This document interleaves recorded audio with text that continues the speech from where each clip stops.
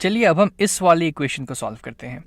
तो सबसे पहले मैं आपको ये बताता हूँ कि जनरली आप आमतौर की ज़िंदगी में अपने स्कूल में या फिर इसको कैसे सॉल्व करेंगे। तो अगर मैं इसको यहाँ पे लिखूँ 20 minus 7x equals to 6x minus 6, तो पहला चीज़ जो मैंने सुना था, मतलब जब मैंने पढ़ाई की थी तो मुझे क्या बताया गया था, मुझे कहा गया था कि अगर ये इधर -7x है तो इसको आप इधर ले जाइए। मतलब ये बोला गया था कि सारे x वाले टर्म्स को एक साथ कीजिए और जो सारे नंबर्स है उसको एक साइड कर लीजिए। और उसको करने का तरीका क्या बताया गया था, बोला गया कि ये जो -7x यहाँ पे है उसको हम इस साइड ले जाते हैं, इधर इसको पलट देते हैं, तो ये जो -7x से इधर जाके +7x हो जाएगा। तो ये कुछ ऐसा हो जाएगा 20 इक्वल टू 6x माइनस 6 और -7x बन जाएगा +7x। अब 6x और 7x मुझे टोटल दे देंगे, कितने x हो जाएंगे, तो 13x। तो ये हो जाएगा फिर मेरे पास 20 इक्वल्स टू 13x माइनस 6।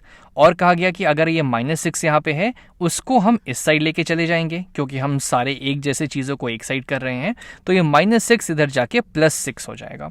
तो फाइनली हमें मिल जाएगा 20 + 6 इज इक्वल टू 13x, ये हमें कहा गया था। और 20 + 6 होता है 26 इक्वल्स टू 13x। अब दोनों साइड, और इसके बाद अब क्या, और इसके बाद अब ये 13 यहाँ पे मल्टीप्लाइड है, यानी कि इसको अगर मैं थोड़ा अच्छे से शो करूँ तो ये कुछ ऐसा है 13 मल्टीप्लाइड बाई x। ये कंफ्यूज मत होइएगा, एक जैसा ही लग रहा है, लेकिन ये 13 को हमने x से मल्टीप्लाई किया है। अब चूंकि यहाँ पे 13 मल्टीप्लाइड है तो फिर मुझे कहा गया कि इस 13 को इधर लेके चले जाओ और इसको डिवाइड कर दो, यानी कि इधर जो ऑपरेशन हो रही है ठीक उल्टा उसका इधर कर दो। तो ये हो जाएगा 26 डिवाइडेड बाई 13, क्योंकि 13 यहाँ पे मल्टीप्लाइड था, इस तरफ आके हो गया डिवाइडेड बाई 13, और ये हो जाएगा मेरा x के बराबर।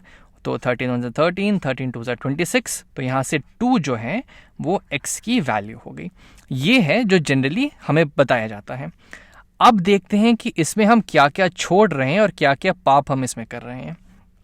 अब ये हमारा इक्वेशन यहाँ पे दिया हुआ है। तो सबसे पहले जो एक रूल है, जो एक चीज़ है जो हम आम जिंदगी में भी फॉलो करते हैं, कि जब भी आप मार्केट में सब्जी वगैरह लेने जाते हैं तो हम कभी भी ये कोशिश करते हैं कि दोनों साइड, तराजू के दोनों साइड, लेफ्ट साइड और राइट साइड हमेशा बराबर रहें। अगर एक तरफ कम होता है, अगर दुकानदार हमें कम सब्जी दे रहा है तो हम उसको डांट देते हैं कि भैया बराबर सब्जी दो, अगर 1 किलो ले रहे हैं तो 1 किलो के बराबर दो। हम किसी भी हालत में तराजू को ऊपर नीचे नहीं होने देते, उसको हमेशा बराबर रखते हैं।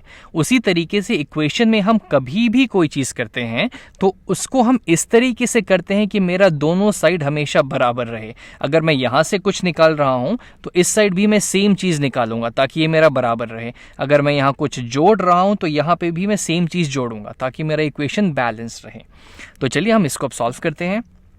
तो पहला चीज़ हम क्या करेंगे, जो कि x वाले सारी चीज़ें हैं उसको हम एक साथ करते हैं, और जो बाकी नंबर से उसको एक साथ करते हैं ताकि हमको फिर रिलेट करने में, देखने में आसानी हो जाए। तो यहाँ पे है -7x और यहाँ पे है 6x। तो मैं यहाँ पे दो चीज़ कर सकता हूँ, एक्चुअली मैं यहाँ में बहुत सारी चीज़ें कर सकता हूँ। करने को इसको बहुत तरीक़ों से सॉल्व किया जा सकता है, हम कोई एक तरीका उठा लेते हैं। तो मैं क्या करता हूँ, यहाँ पे मैं 7x जोड़ देता हूँ। जैसे ही मैं यहाँ पे 7x जोड़ूंगा, ये -7x और +7x आपस में हट जाएंगे और यहाँ पे सिर्फ 20 आ जाएगा। लेकिन अगर मैं इधर 7x जोड़ रहा हूँ तो इधर भी तो मुझे सेम चीज़ करनी पड़ेगी, तो इधर भी मैं +7x जोड़ दूंगा। अब देखते हैं अब हमारे पास क्या हो जाएगा। तो अब हमें मिल जाएगा 20 +7x -7x कैंसिल हो गए, ये हो गया इक्वल टू 6x और 7x। इसको मैं ऐसे ही लिख देता हूँ अभी। तो 6x ये, -6 तो जो का त्यो आ गया, और +7x ये वाला। अब क्या आपको ये दोनों बराबर लग रहे हैं, जो हमें यहाँ पे मिला था और जो हमें यहाँ पे मिला था? तो एक्चुअली ये वाले स्टेप में पहुँचने के लिए हम ये चीज़ करते हैं, जो कि एक्चुअल लॉजिक है इसके पीछे। जो ये हमें कहा जाता है कि इसको उठा के इधर कर देना, ये बस कहने का एक तरीका है, लेकिन उसके पीछे ये राज छुपा हुआ है। तो अब अगले स्टेप पे जाते हैं। अब यहाँ पे तो चीज़ साफ क्लियर हो गई है।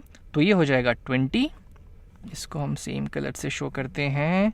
ये हो जाएगा मेरा 20 इक्वल टू 6x, यहाँ पे x है 6 बार और यहाँ पे x है 7 बार, यानी कि हमारे पास टोटल x कितने बार हो जाएंगे, 6 और 7 13 बार, 13 बार x और -6।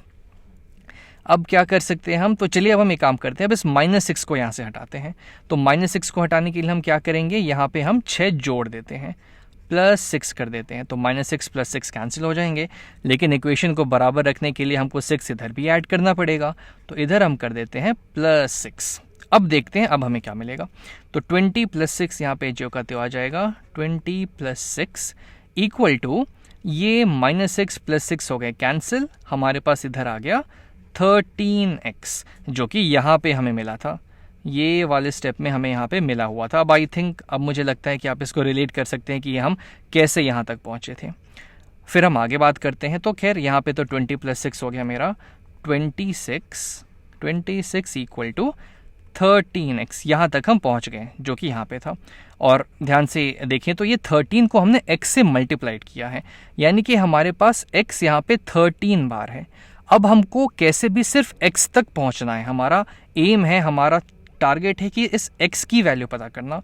तो अगर मेरे पास 13 टाइम्स x है तो मैं इसको 13 पार्ट्स में बांट देता हूँ, क्योंकि जैसे ही मैं इसको 13 पार्ट्स में बांटूंगा हमारे पास सिर्फ एक x बच जाएगा। तो इसीलिए मैं इसको यहाँ पे 13 से डिवाइड कर देता हूँ, 13 से डिवाइड कर दूंगा, जो कि इस x का कोएफिशिएंट है। और ऊपर नीचे अगर मैं अब 13 से डिवाइड करूँ तो दोनों कैंसिल हो जाएंगे, सिर्फ 1 बचेगा, और 1 टाइम्स x सिर्फ x होता है। लेकिन अगर मैं इस साइड 13 से डिवाइड कर रहा हूँ तो सेम चीज़ तो मुझे इस साइड भी करनी पड़ेगी ना, तभी तो मेरा इक्वेशन बैलेंस रहेगा। तो इसलिए मैं इस साइड भी 13 से डिवाइड कर दूंगा। तो चलिए अब हम डिवाइड करते हैं। तो ये हो जाएगा 13 × 13, 13 × 13, 1x यानी कि x के बराबर, 13 × 13, 13 2 × 26। तो यहाँ पे हमें मिल गया 2 इक्वल टू 1 टाइम्स x यानी कि x, जो कि हमारा सोल्यूशन है। और आई थिंक अब आपको ये पिक्चर बहुत क्लियर हो गई होगी कि हमने जो यहाँ पे किया उसमें हम बीच में कई सारे स्टेप्स खा गए थे। कहने के लिए हम कर रहे हैं, लेकिन बीच में हमारा फंडा सिर्फ एक ही है, सिर्फ एक क्लियर फंडा है भाई, कि आप जो भी चीज़ करना है हमको दोनों साइड सेम चीज़ करनी है। अगर वो चीज़ हम फॉलो करें और कुछ भी करें तो हमारा कैसे ना कैसे करके हमारा आंसर आ ही जाएगा।